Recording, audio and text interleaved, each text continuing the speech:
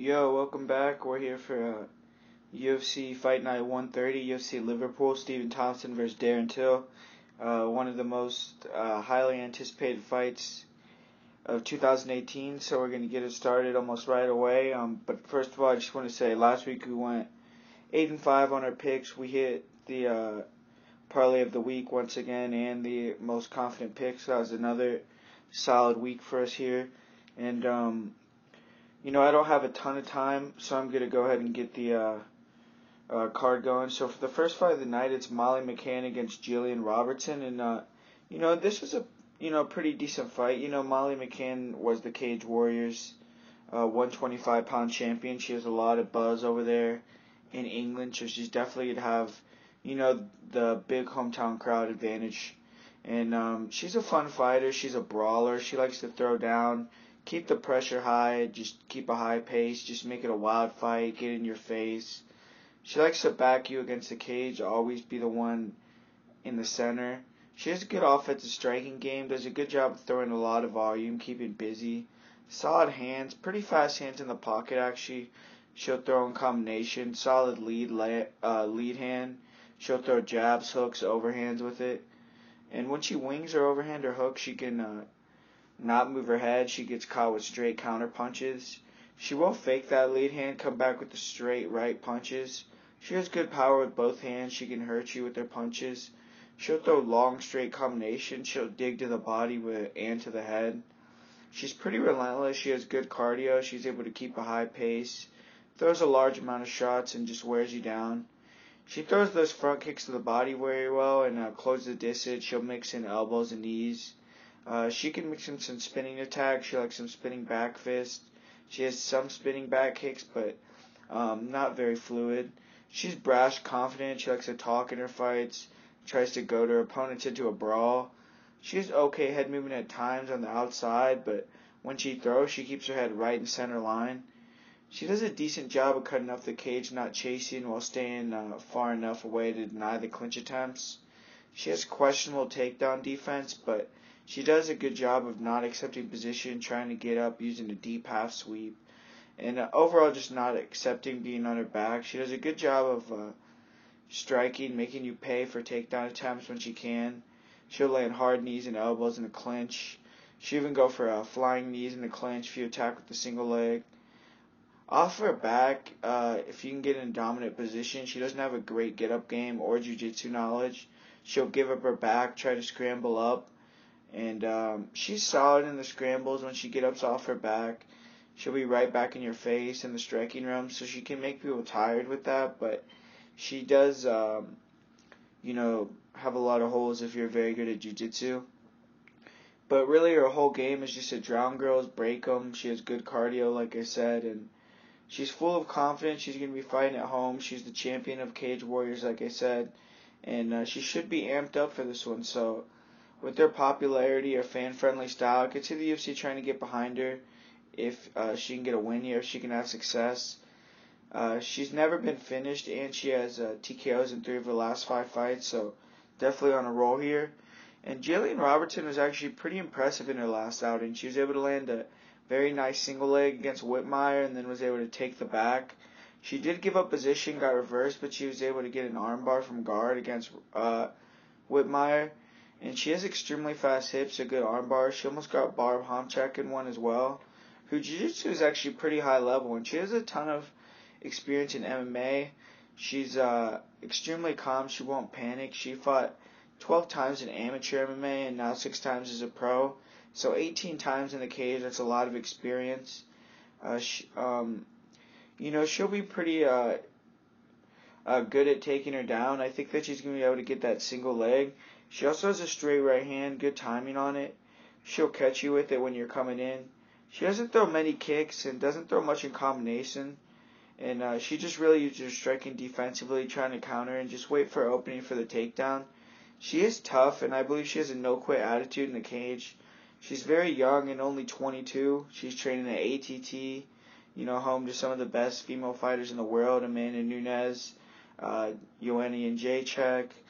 The list goes on there, and she's fought the higher level of competition, even in her losses. Barb Honchak, she fought Cynthia Calvillo And this is a very good, close fight. But I'm going to go with Gillian Robertson and what my opinion is going to be an upset. I haven't seen the odds yet.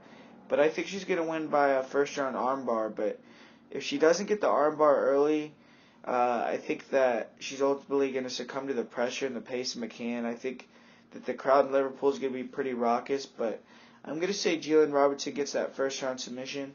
And I'm pretty high on her. I think she's going to be decently good. She's very young, has a very good jiu-jitsu base, and has a lot of experience under her belt. And up next, one of my most confident picks of the night here, Darren Stewart against Eric Spicely. And Darren Stewart's going to be fighting in his home country. He's going to be trying to earn his first UFC win.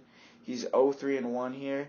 He's a decent athlete. He's fairly fast, fairly powerful, but he's extremely raw.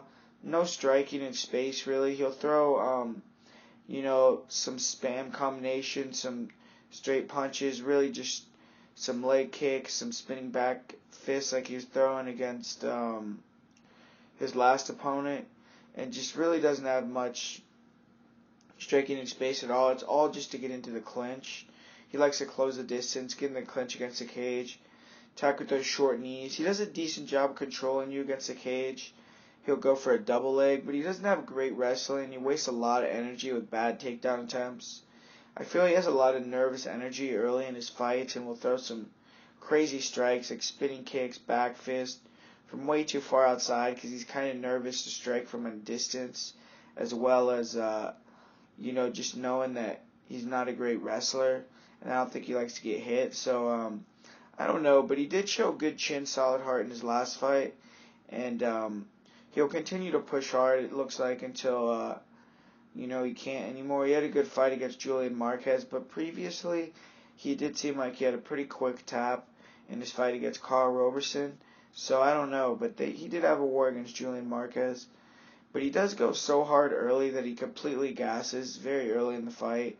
Loses power, he'll just back up against the cage and circle. He got choked out by Julian Marquez in his last fight. In my opinion, he has very poor fight IQ. He'll clinch when he should strike. He'll throw stupid techniques on the feet that waste his energy. On top, he has good ground and pound but bad jiu-jitsu. Doesn't do a good job of keeping position on the ground. Eric Spicely is another guy who's faced some hard times of late in the UFC.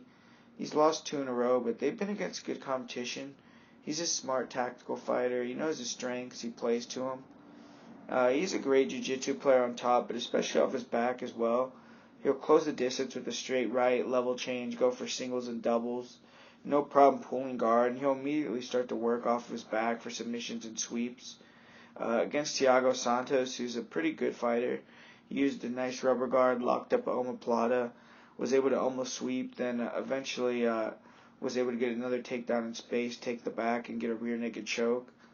He got a nice triangle against Alessio De Chirico as well. He isn't the most athletic guy, and he can be exploited against the higher level guys in the division. And he's gotten finished in his last 2 fights.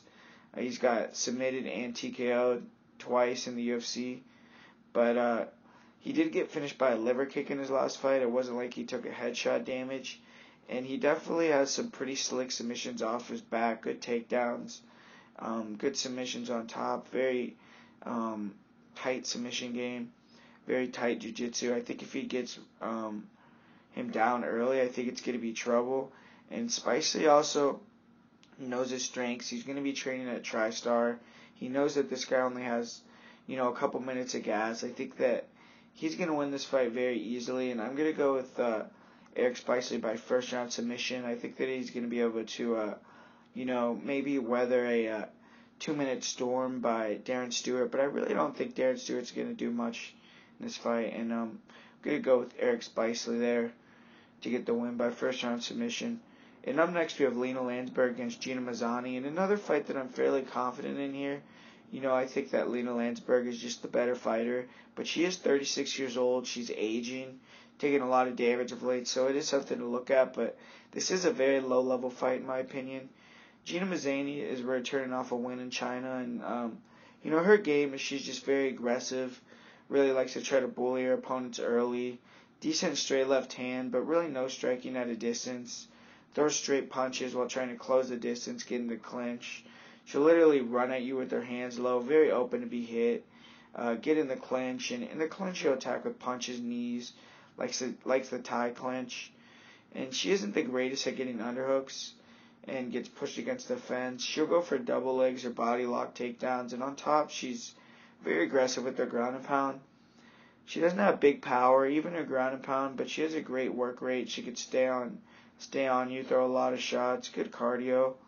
Lena Lansberg's 36 years old, so you have to wonder how much longer she has left, but she's a fighter who does a majority of her damage in the clinch as well. A bit more tactical on the feet, does a better job of setting up the clinch instead of just running forward. Decent straight right hand, will throw a jab. Does a good job of catching kicks. Will throw some body kicks, go up to the head with her kicks as well. She's much better at controlling range on the feet than Mazany. In the clinch, she'll throw nice knees to the body, has good elbows. Does a solid job controlling position against the cage. She's very tough, could take a lot of punishment. She doesn't really go for many takedowns, but she is a single, will attack with body lock trips when she needs to. Off her back, she didn't show much, got pounded out in her last fight against Aspen Ladd, and she slows down in that round 3.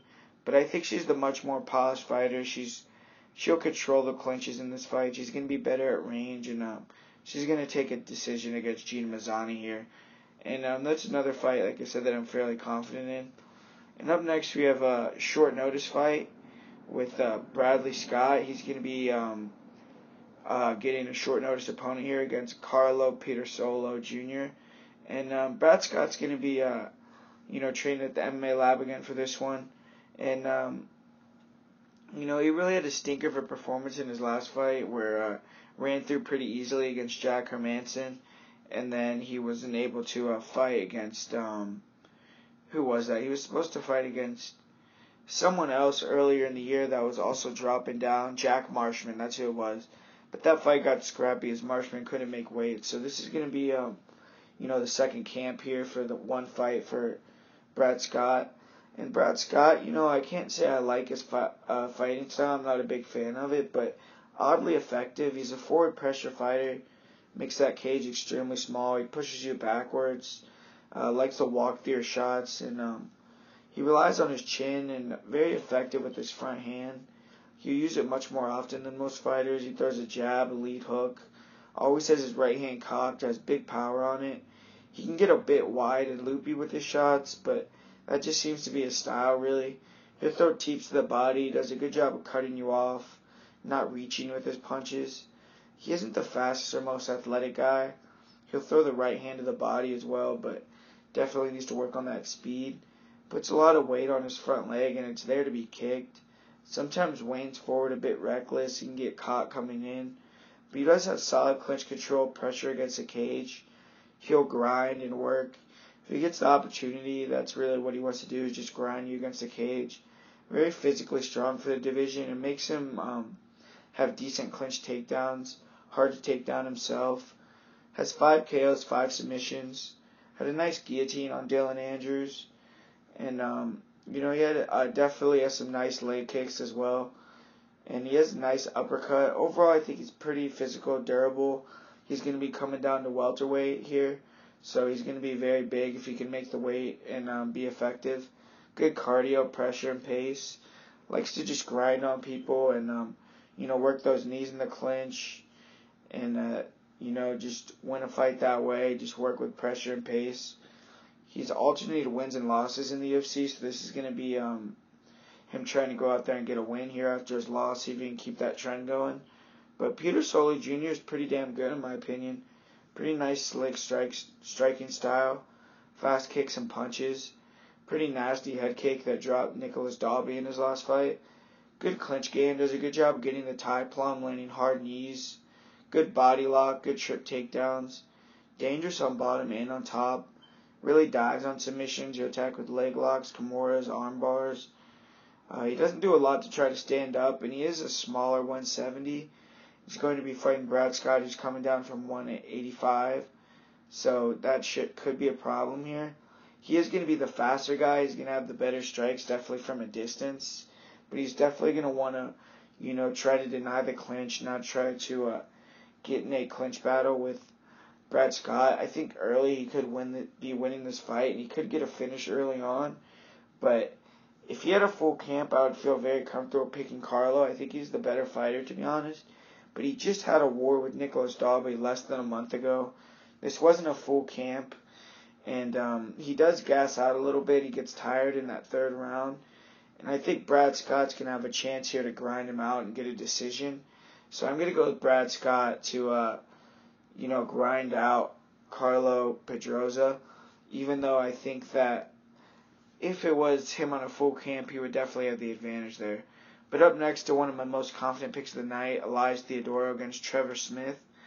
And I just think Elias Theodorou is going to do what Elias Theodorou does. But Trevor Smith's a hard-nosed wrestler, 37 years old, but he's been knocked out a lot in his career, and he's definitely chinny.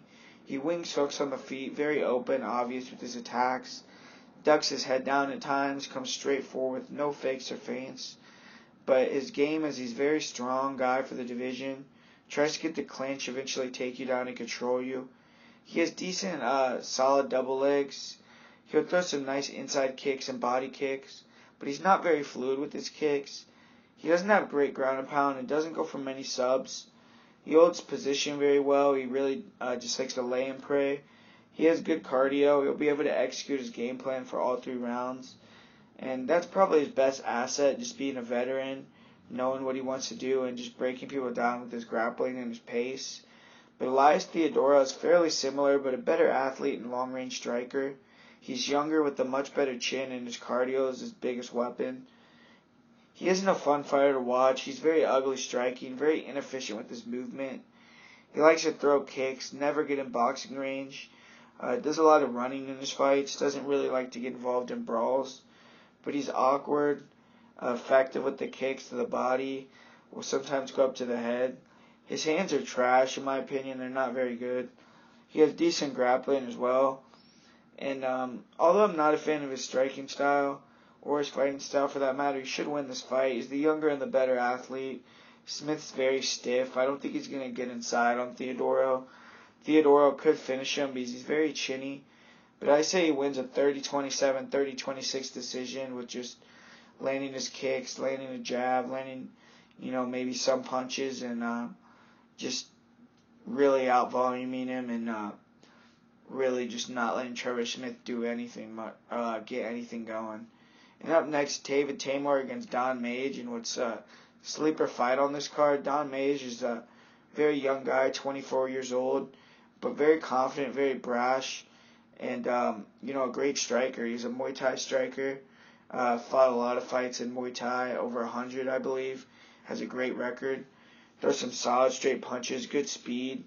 Throws some decent hand combinations, nice overhand right. Very fast hand speed. But to me, it doesn't seem like he throws with full power with all his punches. He likes to kind of pitter-patter. Nice kicks. His kicks are very quick. Nice head kick. He'll attack with hard body kicks. He doesn't move his feet that much when he throws punches, stands right in front of you. Really has that traditional Muay Thai style where, they're really walking you down, not a lot of movement. Good Thai plum clinch, lands hard knees and elbows. Likes to stay in your face, walk you down. Good chin, will take shots and smile. Really likes to kind of, make you feel like your shots don't mean anything to him. Decent takedown defense. Does a good job of getting underhooks, disengaging, or getting a takedown himself.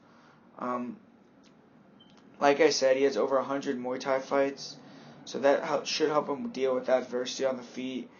But I did see him stop fighting after taking a big shot in one of his fights and just quit and walk away. Very odd. I don't necessarily know what happened there.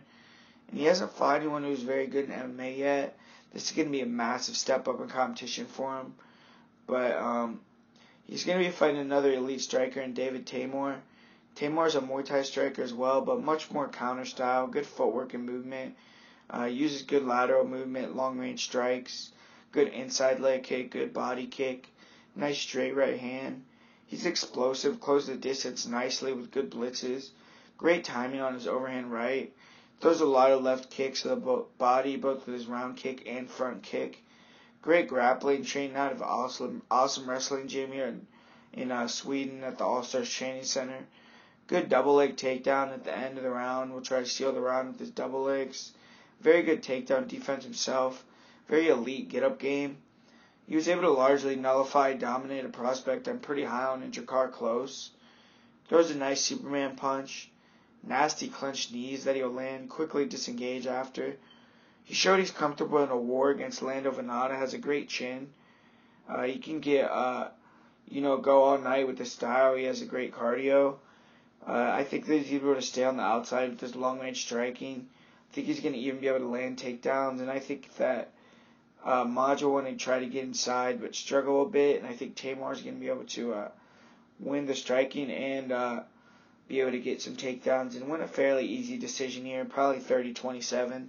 So I'm going to go with David Teymur, but that could be a fun fight to watch there. And up next, another fight. This is going to be actually my most confident pick of the night here with Tom Breese fighting against Daniel Kelly. I'm going to go Tom Breese. Tom Breese is a huge welterweight, very big, very good, very deliberate with his game plan and his pace. Very quick hands, throws a jab straight left down the pipe with good power. Nice body kicks, good head movement. He'll walk you down, but stays patient, picks his shots while cutting off the cage. Does a great job of countering with his straight left, sliding out of the way of your shots, landing with power. He had a nasty KO of Cathal Pendred, landed about 3 or 4 of those straight lefts and was able to finish with ground and pound. He can't be out-muscled in the clinch, but he has good takedown defense. He's been doing a lot of jiu-jitsu recently, competing in EBI. He fought against Vinny Magalhaes. Been working with John Danaher a lot. Great leg locks. Use him to sweep. He's very patient, measured in the cage. And due to that, he has good cardio for all 3 rounds. He should have all the physical advantages here against Dan Kelly. The Dan Kelly run in the UFC was extremely fun. It was shocking. But I think it's come to an end, really. At 40 years old, he's a plodding southpaw. Solid timing on his left hand. Strong upper body clinch. Great control. Throws. Punches in the clinch. Nice trip takedowns. His judo makes him have some nice foot sweeps. And I think he definitely knows it's a do or die for him. But he's one of the slowest fighters in the division. And Breeze is just too good, too young. I think he's going to land his jab straight left. A lot of leg kicks early. I think he's going to bust up Dan Kelly. And I think eventually he's going to finish him with a straight left combination or a ground and pound in round 2 or 3. And I'm going to go with Tom Breeze in that one. And like I said, one of my most confident picks of the night. Actually, my most confident pick of the night. And up next, Nordine Taleb against Claudio Henrique da Silva, and another pick that I'm very confident in. And Claudio Henrique da Silva is 35 years old. He's going to be coming in after a 3.5-year layoff. So that's a long time to be out of the game. But he's one of those weasel fighters. A fighter that you feel like in the middle of the fight, you're like, wow, it's over. But then somehow at the end, he somehow gets the victory. And very bad striker, extremely open, throws looping shots. Throws him too far out, overextends on his punches. He can't be countered hard because of that. He'll pressure forward and attack with takedown attempts. Nice body locks, get the clinch, work you to the ground. He's powerful, and when he gets you down, does a great job of getting mount, raining down shots. Great jiu-jitsu, a very good rear naked choke. Very heavy on top, hard to get out from under. Drives through on nice double legs, and he can get very sloppy on the feet. Looked gassed, walking away, almost running with his hands low. Get tagged. He can get desperate on his takedown attempts, just start diving on legs, trying to get his opponents down. But he's beaten some very good fighters in the UFC. He beat Leon Edwards, but it was very early in Leon Edwards' career. He has a good chin and shows heart. He powers through exhaustion and gets that takedown when he needs it in that round 3. He's a guy that'll, like I said, do a lot of weasel-type tactics, eye pokes, hit you in the nuts, does anything to win. But overall, I'm not very impressed with him, and if he hasn't improved in these 3.5 years, I'm not sure he's UFC level anymore. The game's changed. And Nordine Taleb's looks to be hitting his stride. He's won 2 in a row, including the last one by first round KO.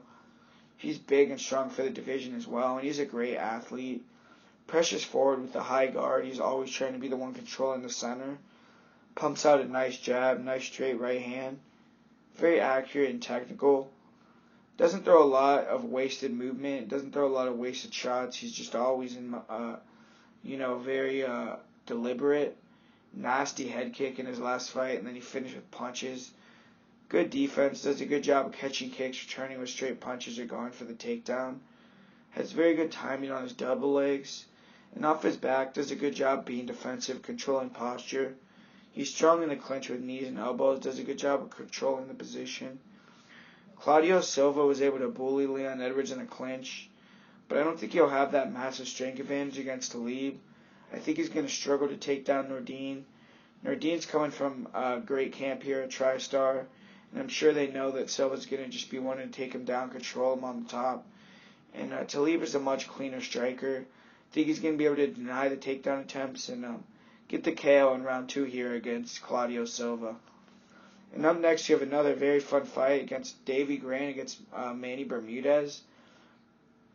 And I'm kind of high on Manny Bermudez. I think he might be a player here, but Davy Grant's a decent all-around fighter. He has some solid striking, but most of his finishes are by submission. Good right hand, nice overhand right. He'll sit down, throw hard hooks.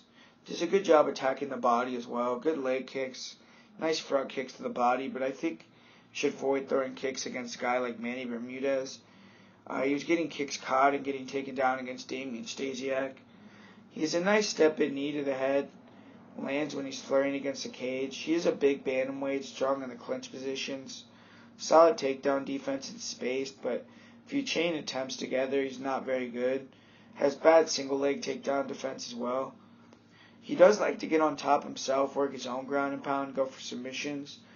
But I think Manny Bermudez's jiu-jitsu is extremely legit, incredible with it. He has legs are extremely fast with triangles and arm bars. On bottom, he'll attack with omoplatas. Does a great job of attacking off his back constantly.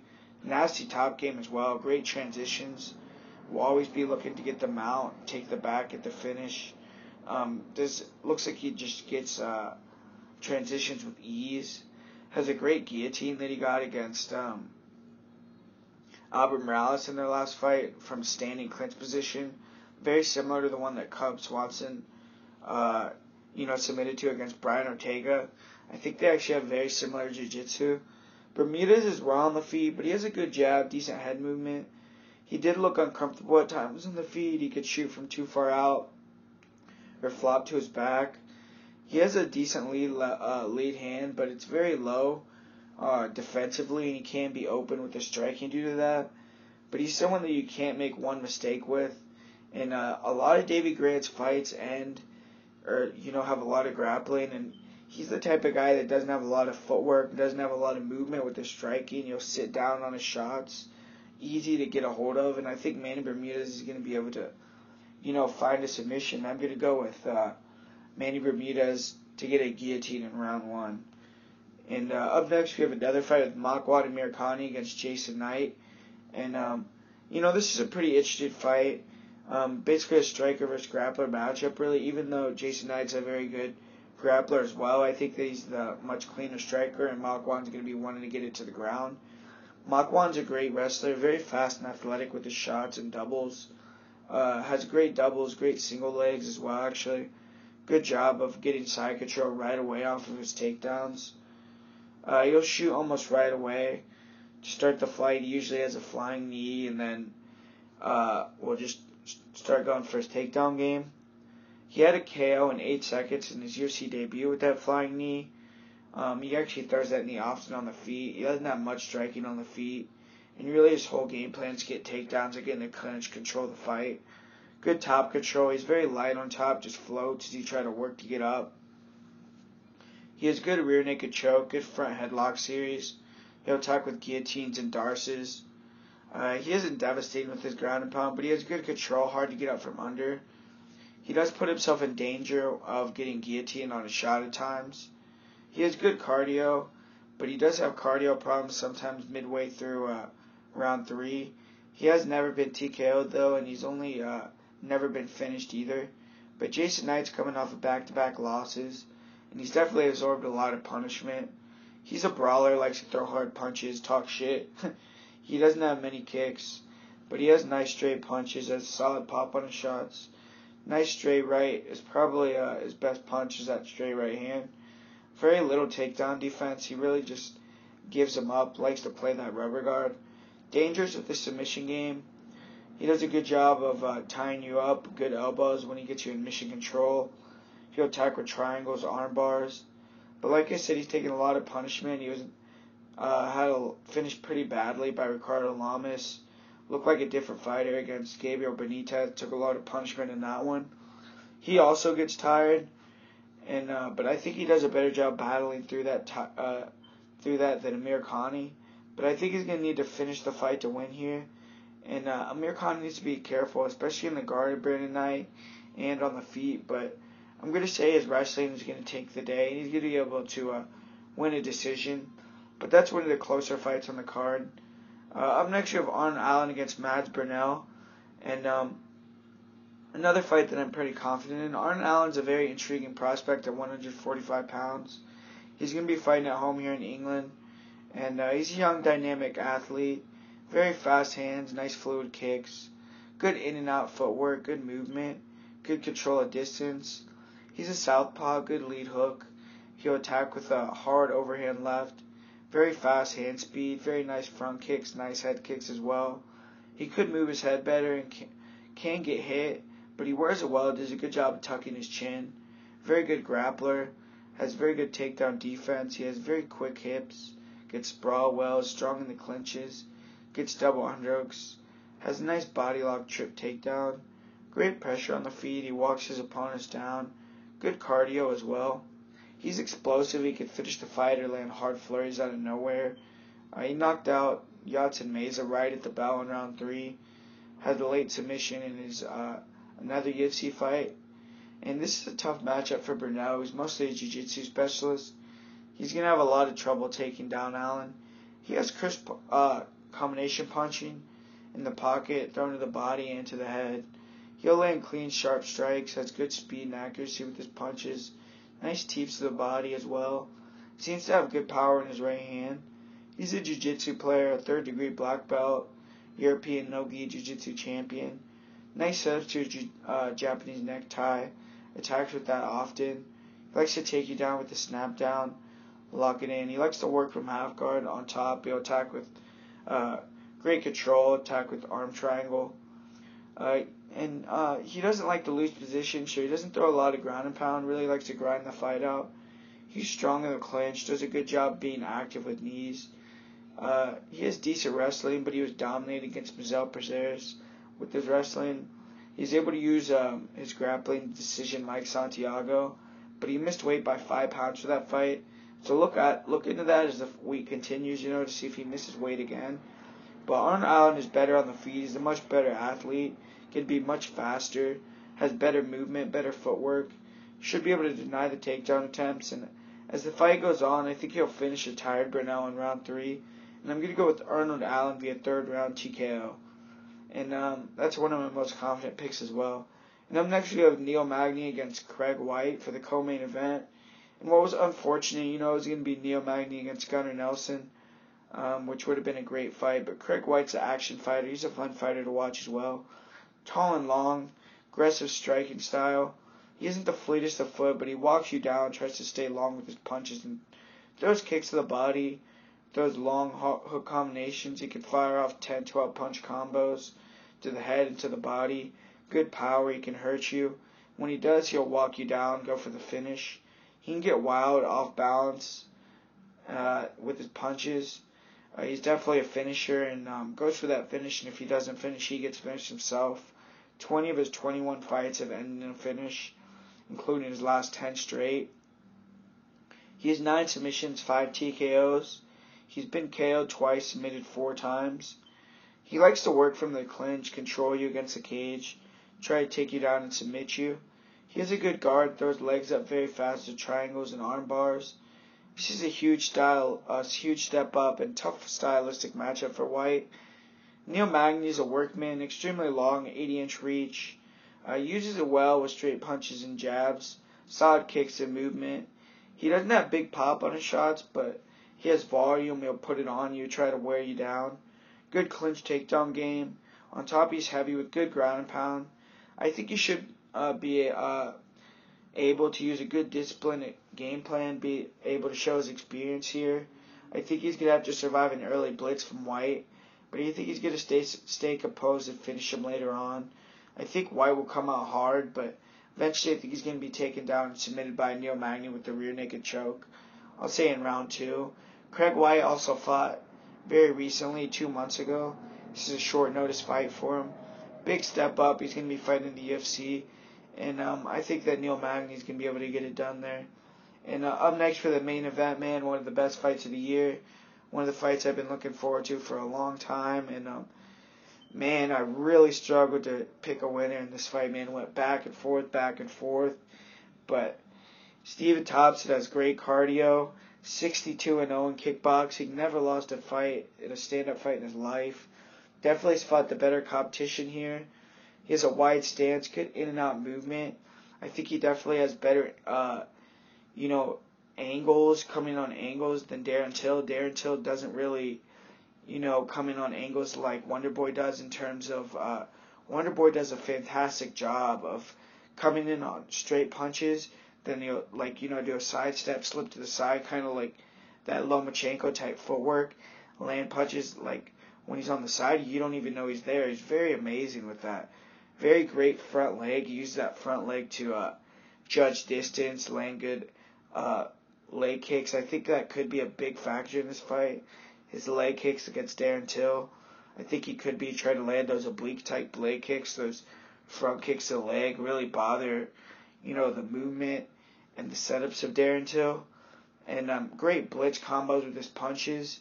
But he does keep his hands low, uses a lot of head movement. And I think that Darren Till could eventually time that head movement, land a big finishing shot. But Darren Till's someone that has great distance control as well. Both these guys have great in and out movement, great at, just slipping out of the way of their opponent's punches, landing punches of their own. And, for Darren Till, the big thing in this fight for Darren Till is going to have to cut off the cage. He can't let Wonderboy, start to get off in space, start to, get confident with the strikes, piece up that front leg of Darren Till, because I think that Darren Till is going to have to get in his face, make it more of a close-range fight, and I think he's going to be stronger. I think in the clinch positions he could have the strength advantage, and I think that he could, land those elbows in the clinch. But Darren Till is very left-sided dominant, has a very amazing straight left hand, great timing, great accuracy, great straight, great left kicks to the body, left kicks to the head. Will throw a nasty step in lead left elbow, land that against Bojan Velichkovic, and has great cardio, very brash, very confident. You see him in his fights; he's definitely not there to pitter patter with his punches. He's throwing with full blast, full power. Definitely has a vision where he wants to go. He thinks he's going to get that belt. Thinks he's going to get a finish here against Wonderboy. And Wonderboy is definitely going to be the best striker he's ever fought. I think that he's definitely going to give him trouble, especially early. I think that he's going to be able to get in on angles against Darren Till. I think Darren Till's someone that does a great job, though, of as the fight goes on, he starts to read his opponent, the way that they're moving, their footwork, their head movement. And like I said, Stephen Thompson keeps his hands very low. So I think that it's very possible that, in that second or third round, Darren Till is able to start timing Stephen Thompson's head movement and his footwork on the outside where he's going to be and land a big shot, hurt Stephen Thompson, and finish him off, man. But we saw how resilient Stephen Thompson is, how good his chin is against Tyron Woodley. 2 times he was put on Queer Street, couldn't be finished. And this fight's going to be in Liverpool, though, so I think that the refs could be quick to stop the fight. So I don't know if Stephen Thompson could have quite as much leeway on being able to survive there. And this is very interesting, man. Darren Till's getting another big step up in competition. Make no mistake about it, Stephen Thompson is no Donald Cerrone. He's much bigger, much better striker. He gets strike moving backwards and moving forwards. Great footwork, comes on great angles, and great blitzes with his punches. And I think he's going to give Darren Till some major problems for probably 2 or 3 rounds, but I can't keep betting against this guy, man. I'm going to have to go with Darren Till I think that he's going to eventually time the movement, and he's going to have great accuracy, and land a straight left hand right down the pipe on Stephen Thompson. We're going to see Stephen Thompson drop, and Darren Till's going to finish up with ground and pound. I'm going to say he wins by round 3, KO, TKO against Stephen Thompson. And man, that took me a long time to say that. So, not confident in that pick whatsoever. No, a lot of people are confident, you know. That's it, man. But for my most confident pick of the week, I'm going to say Tom Breese. And for Parlay of the week, there's really a lot of options in my opinion. I think that there's a lot of people that you could parlay up on this card. But I would say Elias Theodorou, Tom Breese is a pretty surefire parlay. I think another parlay with Nordine Taleb and Lena Lansberg could be a good parlay. I think Eric Spicely is a great pick on this card. So, there's a lot of opportunity on this card in my opinion. I think that you could pick Manny Bermudez by submission as a great prop. I think that Arnold Allen by third round finish is a great prop as well. I think that there's a lot of opportunity here for this card. I think we're going to have another great week. I think we're going to continue to rack up these subscribers, continue to rack up these views. And I know a lot of people are excited for this fight. I know a lot of people had this fight circled just like I did. So I hope all these fight fans, they'll get treated with a great fight. I hope it doesn't disappoint. And comment, like, subscribe. Tell me your guys' picks. And thanks for watching, guys.